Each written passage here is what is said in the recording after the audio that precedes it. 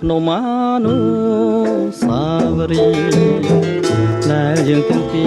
រធ្លាប់បានទៅលេងរៀមបានបីវងថ្នាភ្នំឲ្យគេងបែកទាំងខ្លាឆ្វេងអូនស្ដាំសាមភ្លេងក៏មកជានរវើយ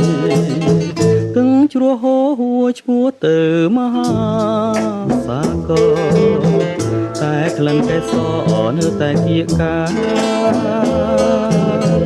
បាំងសីហៅទៅតែនៅចំឡាយឬសូលវើយលើយតាអូននេះហើយជាខ្នើយវាសនាក្នុងភ្នំអានុសាវរីយ៍មងនោះពីរយលើបោស្វាពីររហងក៏ចំកោពេត្រាក៏ដូចស្នេហារៀមនឹងតាមថ្លៃនឹងឃើញទេមុំក្នុងភ្នំអានុ